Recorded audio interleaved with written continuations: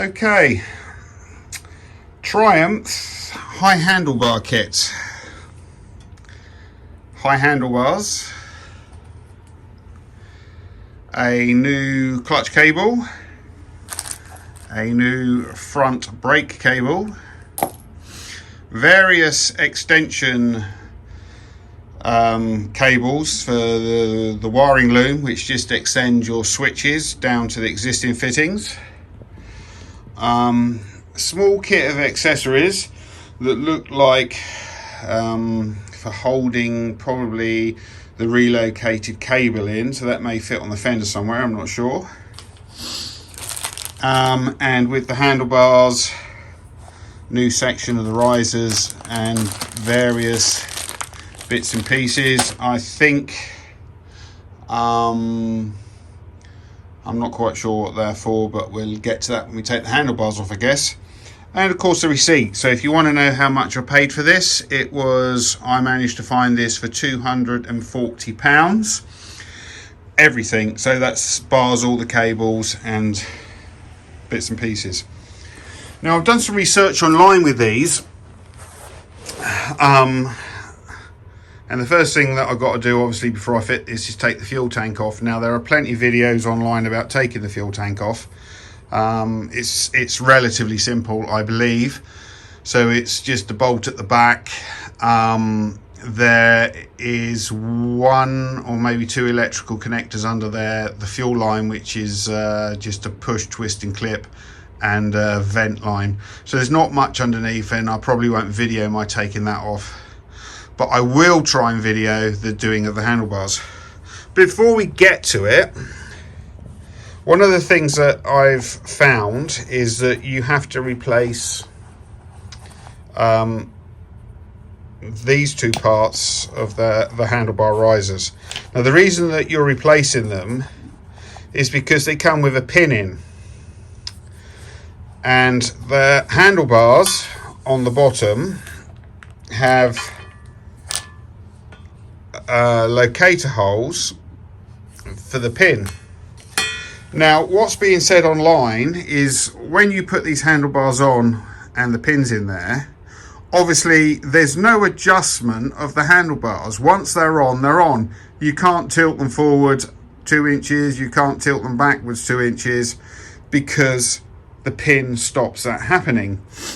Now Harley riders that have converted from Harleys have said that they've been riding Harley Davidsons for years and years and years with high handlebars, and nothing that they've ever ridden has had a pin in to stop you adjusting the handlebars. And as far as safety is concerned, if you have an accident and the handlebars are 100% solid and you go into the handlebars, that is going to cause you more damage than having handlebars that, if you hit them at high impact, twist forward. Now I get Triumph. What they're saying is that they pin them because there's more pressure on the bar when you're pulling the bike around, pushing the bike, and they saying it's safe to have them pinned. So there's two schools of thought on this. Some people say they should be pinned, some people say that they shouldn't. Now they are gnarled. They do grip when you put them in. Now some people have grinded those pins out so they don't have the pins at all, so you can have as much movement in the bars as you want. Some people have just drilled this hole out so it's slightly larger, which gives you a couple of mil down at the bottom here. When you move that, will probably give you an inch or so at the top end. And some people have left them absolutely standard. What I think I'm going to do is I think I'm going to run a drill through the holes and make them slightly bigger, so I have a little movement forward and backwards in case it's not quite right. And then if it is totally not quite right when I'm riding it, I can always take the bars off and then get an angle grinder and take the pins out completely. So it seems like a lot of people have a lot of opinions on how these should be and how they should be fitted. So I'm going to kind of go with what I feel that I want to do. Now the only thing that I would say is I think on Triumph's costing sheets that they allow about an hour to do this if you know what you're doing. I don't know what I'm doing, and that is all I've got. There are 100% no instructions with what I have purchased.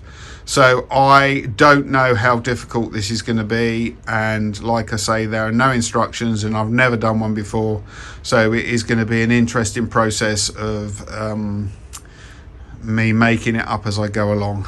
Anyway, let's get to it. Okay, let's look at getting this tank out the way. So have a bolt here and a bolt here. These are 12 mil. Let's get these out first.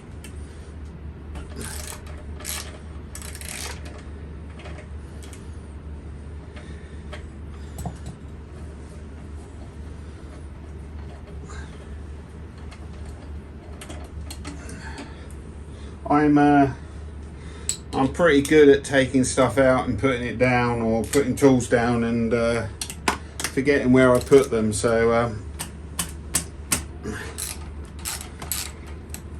if you can, have a table next to you, and when you take stuff off or take stuff out, bolts out, put them on a table so you know where you put stuff.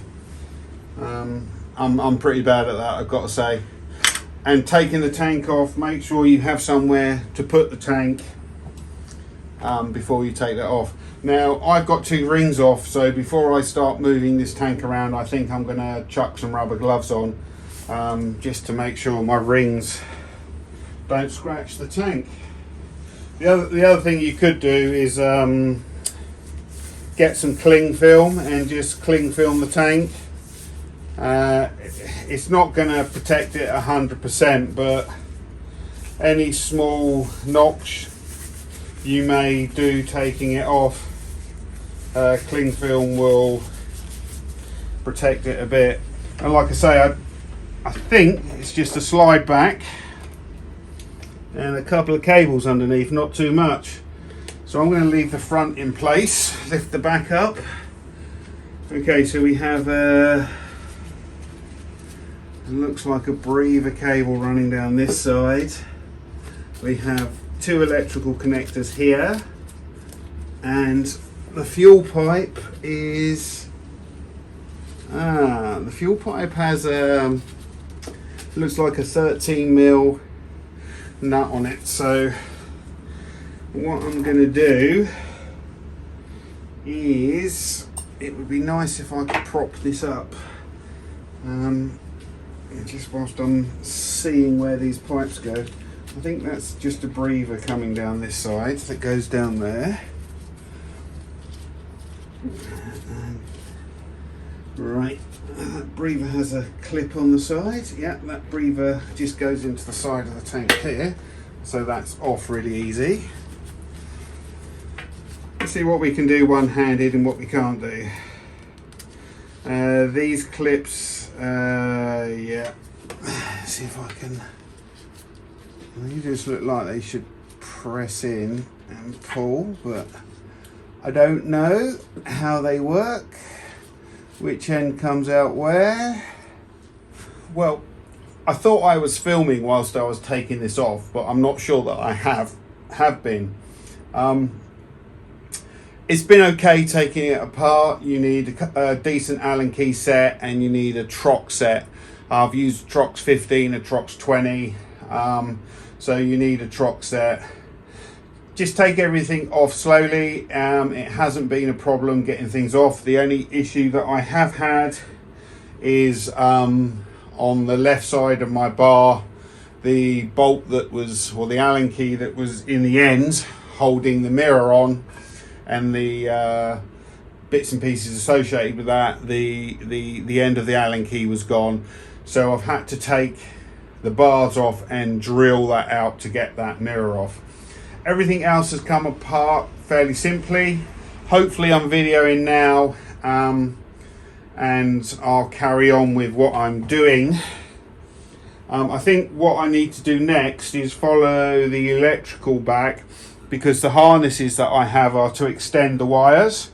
So I can fit the new handlebars on with all the grips and everything, and obviously when I've disconnected it and pulled it all forward, those small harnesses will fit in the gaps. So this electrical cable, obviously they seem to run down the other side. You only have the fuel on this side, and they're all connected there. They all need disconnecting. These will all then come out, and I can fit these to the new bars and then put the extension bits in afterwards. That's what I'm thinking. But I do, got to stop this dripping. I do have to look at these, because I think in the packaging they may have sent some different parts for this. So I'm just going to look at that now. Right, clearly I have to replace these, because the new ones have the pin in to go into the handlebars. And there is somebody on the internet that has put these in the other way round, and it moves the bars forward, but you block the bottom of the clock if you do that. So I'm not quite sure I'm going to do that. I think this little packet here is to do with rubbers that may be in there, so I'm going to take a look at that, and maybe that's my next job. Yeah, so what they've given me is these fit here and at the bottom here, and they have a pin in between. I'm guessing these may be because you get more pull on the bars, that they may be a stronger nylon than the current ones that are in there, so that's why you're having to replace those. I can't find my socket. Right, what is that? Okay, so that's a 14 on there, so they should just come off quite easily. Yeah. What you should do with these is you should undo these technically with the bars on, and it stops them turning. This is going to be a pain. I'm trying to stop the oil dripping out, so I want to keep that. I might just find a bungee. If in doubt, I use bungees. Get me a bungee and just bungee that so it doesn't move.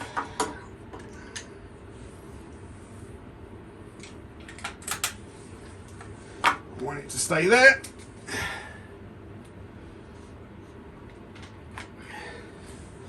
Okay, right, so I'm gonna just have to put some grips on that, because I've taken the bars off. I'm not reusing these, so obviously if I mark these, it's not the end of the world. But there we go. Didn't take too much.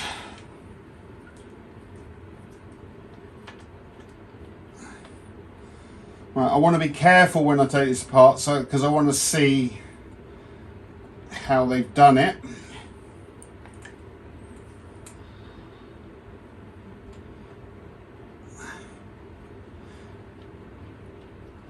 Because there's several washers in here, and you need to get stuff back in the right order.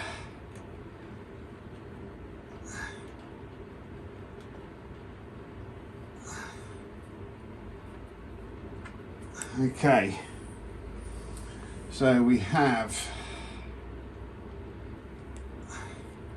you see how many washers are on the bottom.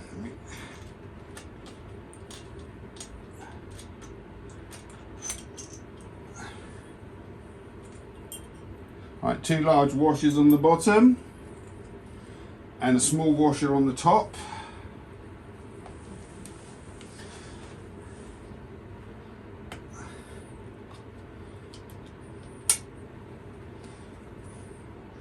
There's my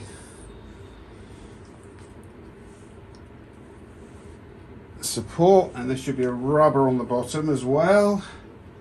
Might need to pop that one out with a screwdriver. There we go. So what have they given me to replace it with? So this is slightly different.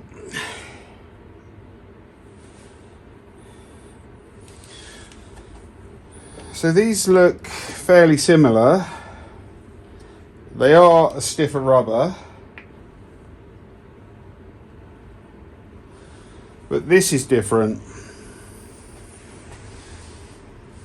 So what they've given me, instead of one like this, we now have two.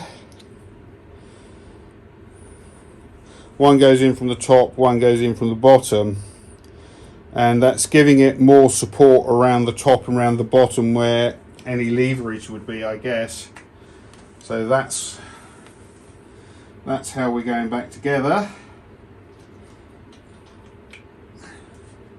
That bottom one's pretty loose. So let me put the two washers it had on the bottom and the bolt in that. It had one washer on the top.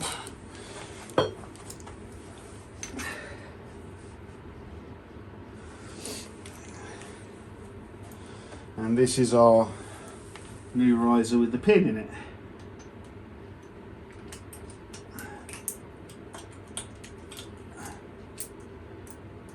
So that is going on there.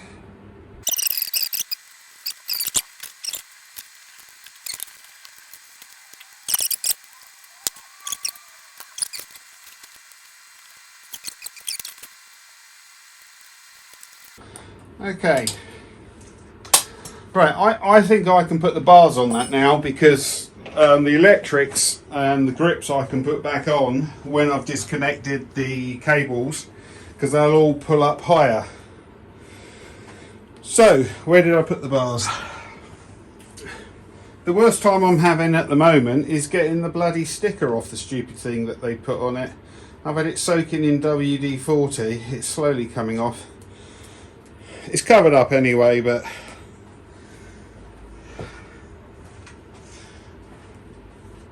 right, so this locates in this.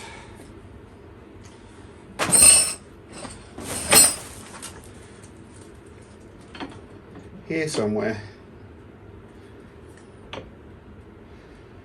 You kind of think it would fall in that hole, wouldn't you?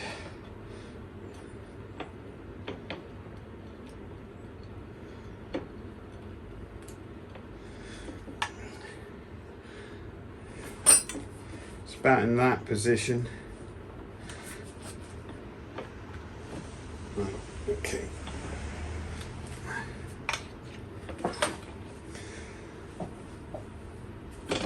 That's where it goes.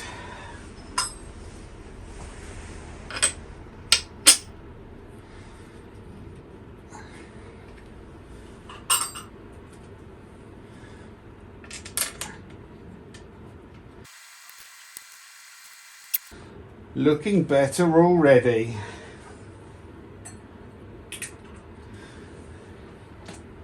Again, I'm not going to do these up super tight. I'm very much one, any nuts or bolts that I can physically see as I'm doing something, I will leave them to tighten up tight when I've got everything in place, because you never know if you're going to have to take it off again. So I will do these up tight when I'm 100% sure. Right, let's disconnect electrics. Okay, so we have on this side, you can't see it, and I'm not going to keep moving the cover around. All the electrics come through this side. There's a plastic cover here, which I'm going to take off, which my bungee cord is going straight over.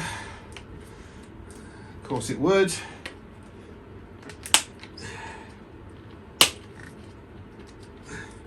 It's got a number of clips along it, as you heard. me pop in the clips.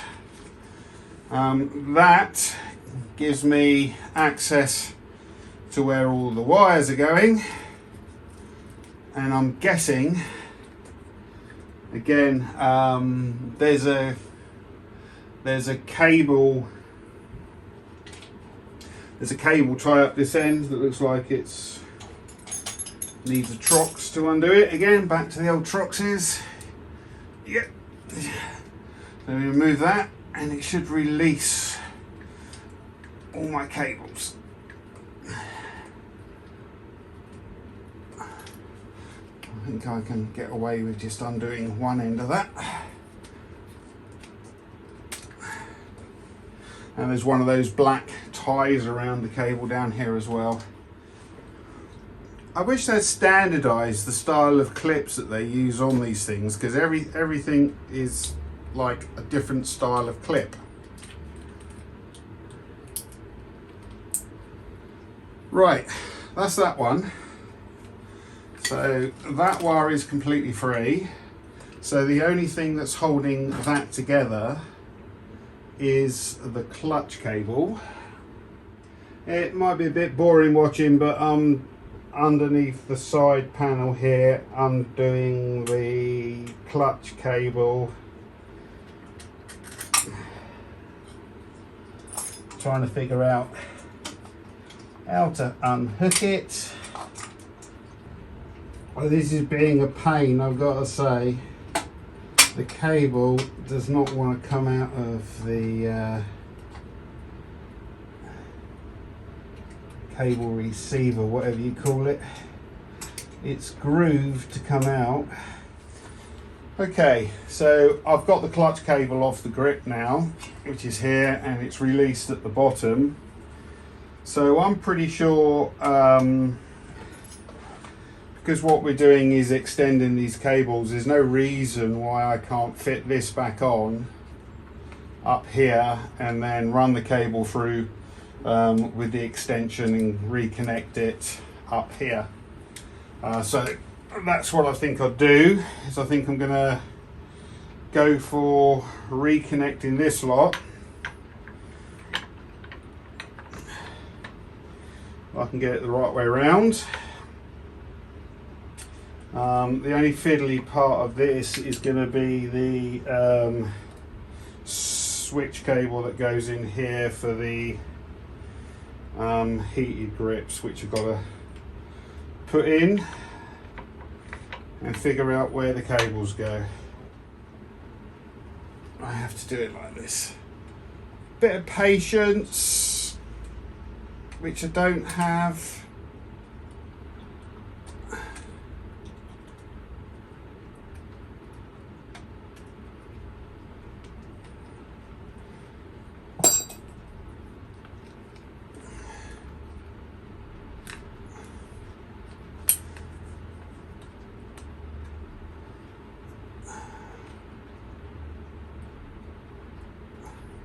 There we go. Easy.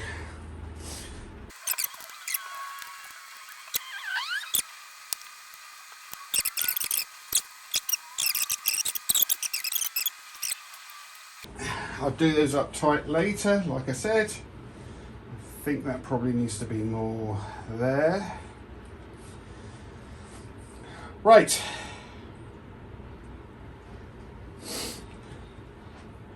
Now I'm pretty sure I can put the other side on like that.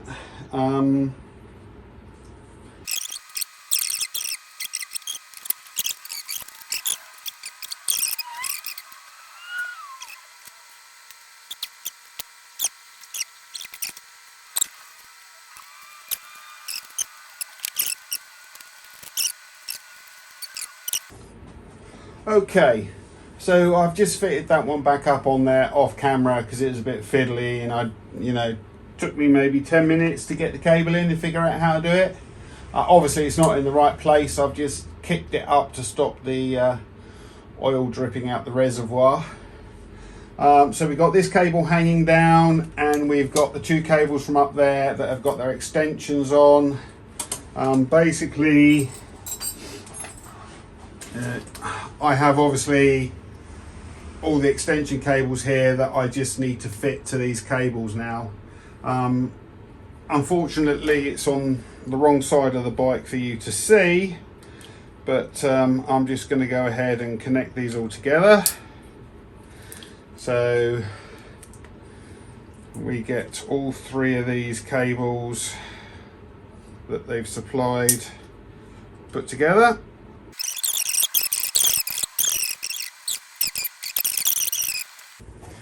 Okay, so I know that I've missed a couple of bits out, but I've got the grips on both sides now. I've cable tied down the cables. I've done all the electrics on the other side. The only thing I have left to do is the brake pipe on this side and finish off the clutch cable. So I'm going to do the brake pipe on this side, which is pretty simple. Obviously it's already disconnected from the top.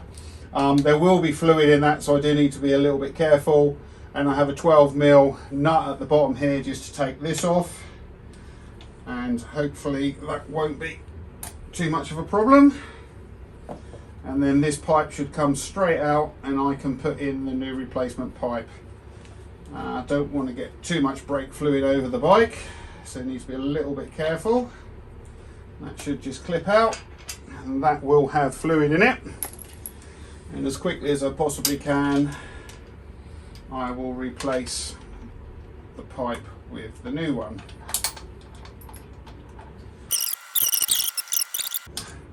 And then obviously I haven't fitted the throttle assembly on properly yet because of the fluid coming out at the top. As soon as I can get this on, the better, then I can get that in its right place and that will stop dripping. This is one of the things that I'm going to do up tight first go, because I won't be coming back to this once the tank's on. So just make sure that's tight. I'm happy with that. And up to the top.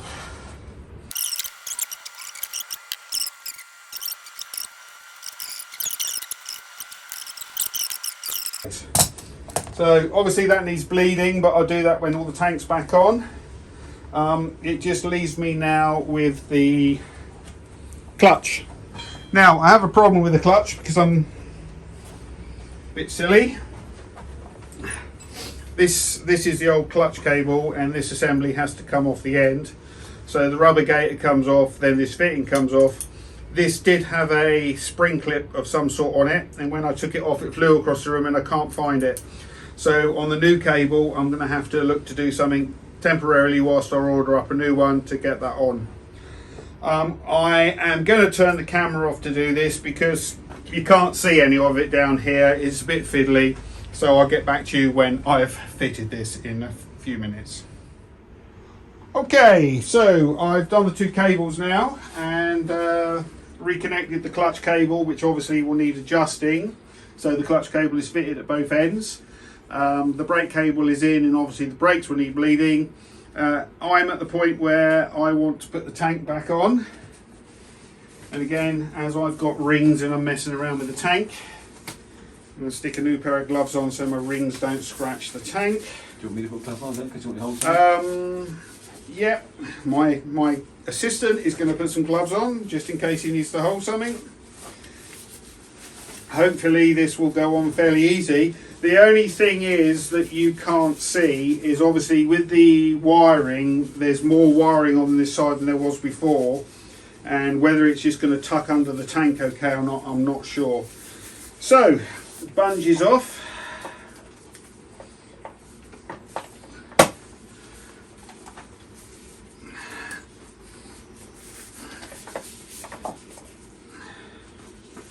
And let's see how we go with this. So I'm going to put the front of it where it should be. Steve, if you could just hold it up. Okay. And if you could move sideways because you're blocking the view for the viewers back at home. So I've literally taken off 3 connectors, 2 electrical, so we get those back on. They only go on one way, so let's get these horrible things that you know I don't like, because I always have problems taking them apart back together. So that's the 2 electrical.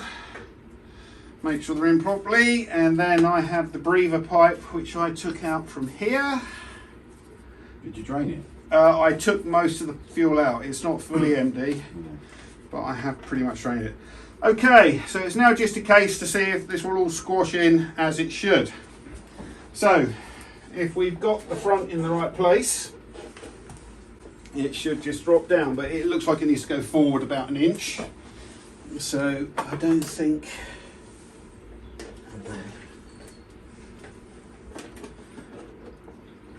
Right, I need a torch.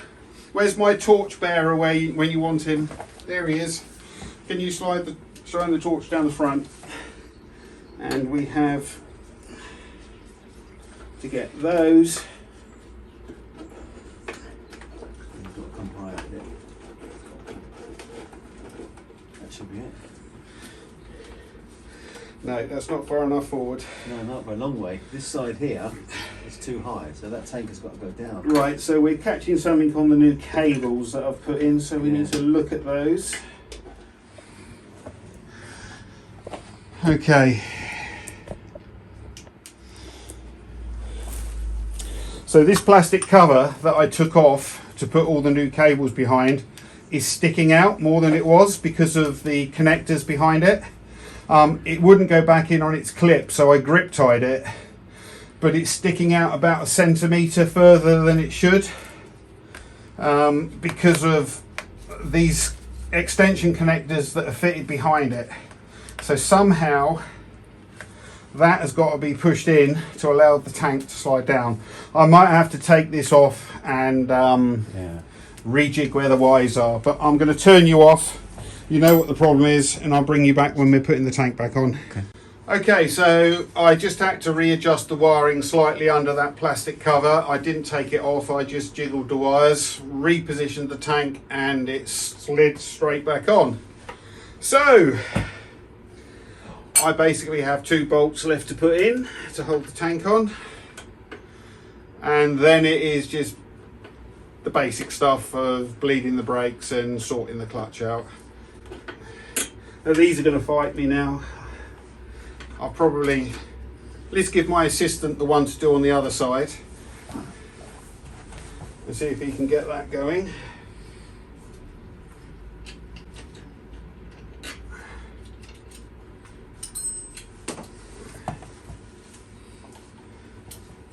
I can't remember what socket size it was. Got that one going? You're doing better than me. Seeing the finger tight. Okay. Right, so I'll get those tightened up and hopefully you can kind of see what the bike's going to look like now. The new bar's on, the new seat on. Let's just pull back a bit. I think that looks pretty nice. Forward controls. I'm going to see how it feels. There you go. Clearly I've got no brakes at the moment. Everything needs tightening up. The bars are still a little bit loose, but that's kind of going to be the seating position. I'm pretty happy with that. And the next video you see of this bike will probably be outside. I'll do a walk around when the weather's nicer. Thank you for tuning in. Don't forget to subscribe, and I hope you've enjoyed the video.